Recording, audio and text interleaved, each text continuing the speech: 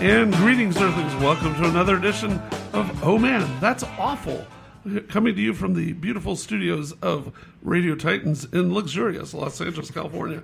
And I'm, as always, your host, or one of your co-hosts, Carl Kozlowski. And with me is... Kevin Corcoran.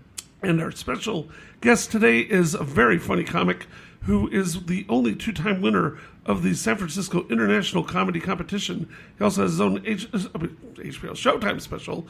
And he's a really funny guy. Give it up for Mr. Don Friesen. Woo! It feels weird without applause, doesn't it? I was going to say, has that up? As much as you can in a studio apartment studio. Hey, luxurious. He said the studios that tell you it was a studio. You comics are all the literally. same. Yeah, well. We've got folks out on Hollywood Boulevard right now trying to get audience members to come in. Then we've also got reps at Home Depot in the parking lot trying to get folks to build room for a studio audience. So, and as always, there's Dr. David Robinson, our sound man. Hey, how you doing? Yeah, I didn't know if when you say give it up, you expect like, okay, are you going to add it in post, or you're going to 2, 3, 4, and continue? Right? Well, we're awful, so what do you want? Yeah. So, so thanks for coming out. Sure. I guess kind of, get people familiar with you. I met you back in like 2000. You came and did the Chicago Comedy Fest, and I had a show there, and I'll never forget that they brought you in as a headliner for my show, and you're just tearing it up. You're unbelievably funny and very, very manic on stage a lot of times, at least then. And you were on the floor, wrapped up in a microphone cord, completely like doing some incredibly physical shtick. The club owner was like, "Get him off now," because they had a jazz band that was supposed to come on like a minute later. Right. And I remember like waving frantically, "Stop!" And you're on the floor, like wrapped in a cord, looking at me desperately, like, "What?" Naked as a jaybird. What do I have to do for you? But anyways, that's how we all started being friends. But yeah, so how did you get into comedy, man? I was at USC, and I was failing in business school and in life, financially. Yeah. I was going bankrupt as a business major, which is never a good thing, right? Yeah. When you can do your own case study, you're taking business law, and you can do a case study on yourself. Wow. That's bad.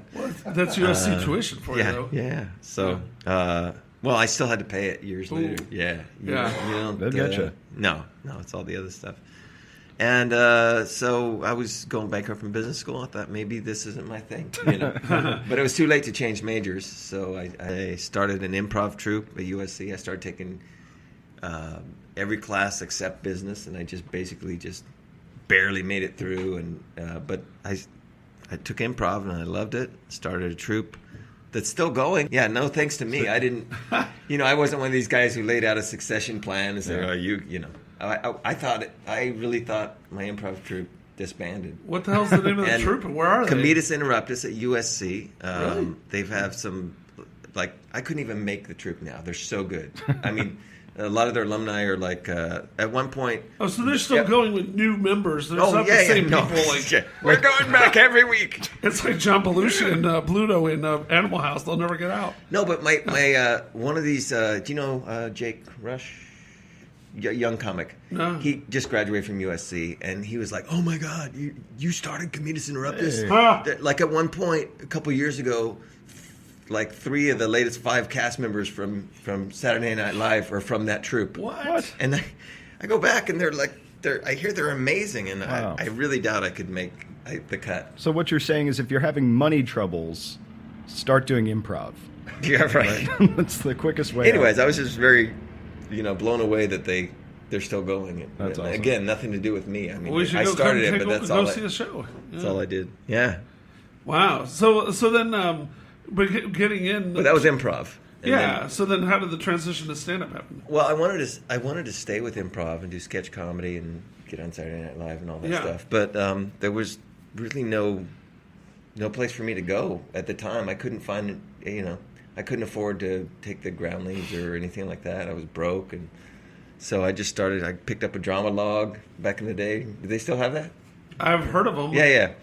And you'd look for listings of open mics, and you find the crappiest laundromat in town and bar, and any cheesy, horrible place that had an open mic, and work your way up from there. Well, do you have a memory of like what the worst place you ever did a show is? Any funny memories of that?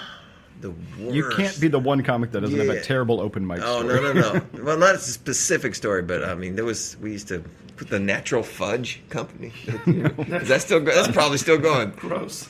Oh yeah, that was over on Fountain or something like that. Can't imagine why they went under. Oh man, it was some of those. They were very nutty. Super corny place. If there's like 5 people paying attention, really paying attention, that was a good open mic back then.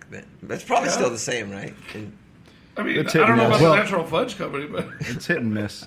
Yeah, I would say nowadays, if you notice people paying attention to your set at an open mic, then you have to go to subsequent open mics and see how they do your material. Yeah, right. Yeah.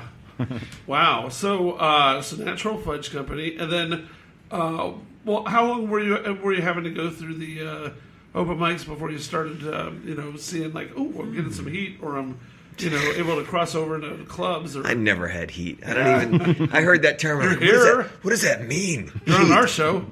Yeah. That's what people are interested in. Oh, okay. No, I don't know. It took me 2 or 3 years of just off and on open mics to get in chunks, get 30 minutes of material together. And then myself and maybe 3 other comics I knew. I kind of spearheaded it. That's just what I do from business and sales, and I put things together as needed. And I rented out. We rented out Igby's. Remember Igby's in Santa Monica? It was a comedy club. Heard of it in the '80s, and maybe even early '90s. Okay. Jan Smith. At the time. Yeah. Okay. And we rented out Igby's for the night, and we all invited every friend we knew in our life, and we set up a couple cameras. We did 30 minutes apiece. It was the first time I ever did all the material that I had built up, and got a tape and used it to over the years you hear guys who say, hey, like if you ever want to do a Northwest run or some one-nighters, send me, give me a tape, get a tape together. So I did, and I followed up on all those, and I just started on the road doing one-nighters. Yeah. Yeah. And so, was there ever like a creepiest town you were in, or creepiest motel? Oh, motel! I remember one motel outside of Nebraska, the America Inn, something like that. It was like $22. Nice. Yeah, never stay in a $22 motel, and the roaches subsidized the rest of the rents. I was the last guy to complain about a hotel. Like I can look past anything, right? You could almost look past a dead body, when you're an open micer and just getting on the road. Yeah, you're just excited to be. Or a broke college student. You're just like, whatever. But just all the stuff that was going on outside the room, and you'd hear gunfire. I don't know, people yelling at each other, and you probably hear some drug and hooker transactions. The walls are like boom, boom, boom. If there's crime in Nebraska, it's at the America's Inn. Exactly. And you can only complain to the manager because he's like this, a cockroach, probably. Oh man, yeah, I don't know. Gregor Samsa, overnight manager. I think I didn't even sleep on the bed. Oh no!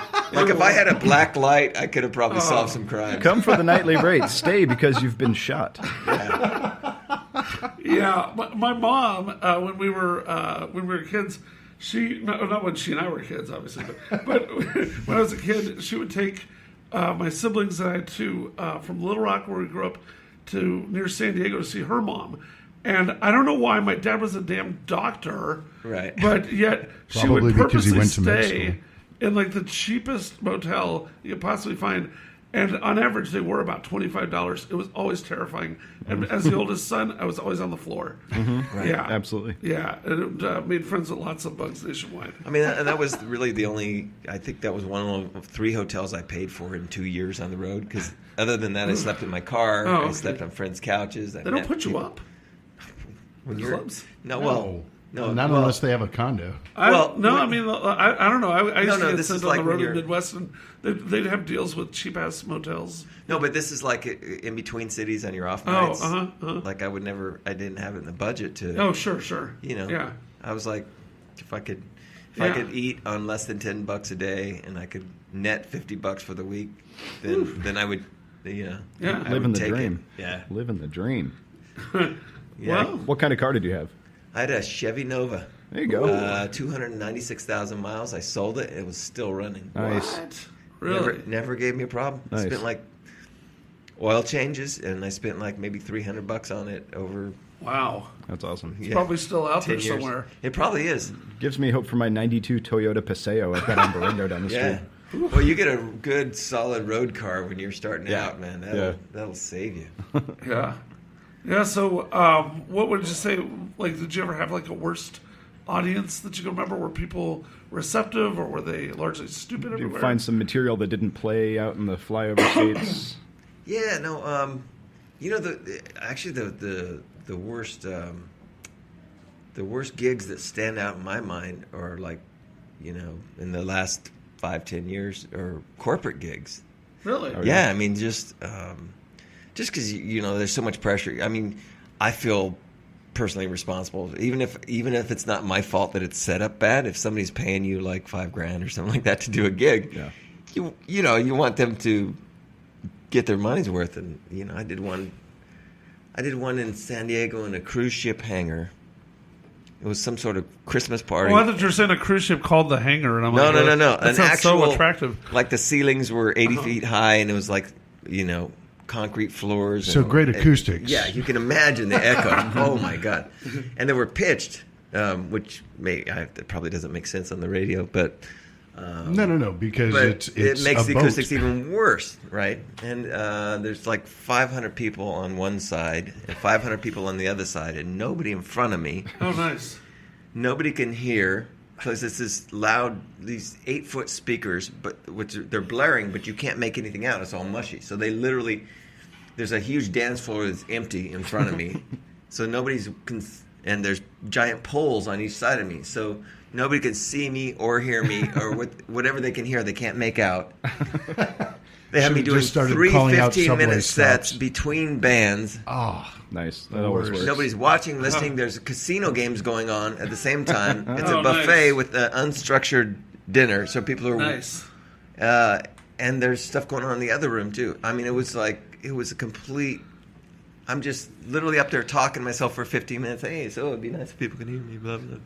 You know? And I'm feeling guilty, you know. But luckily, I told the booker ahead of time. I said, I walked in. I was like, okay, just so you know, this isn't going to work. It's just a matter of how bad it doesn't work, and I'm going to use every tool I can to salvage something out of it. But it's probably, you know. I'm always amazed with, stuff. It's across the spectrum of entertainment. I worked at a music venue in the 90s, and this is in the middle of Missouri. There was one night, the headliner was a band called The Urge. They were like a funk metal band from St. Louis. Right. Ooh, I think I know Always those. drew a Yeah. huge crowd because they were, sort of local. And, it was always a rowdy show, like Right. everything a rock club should be.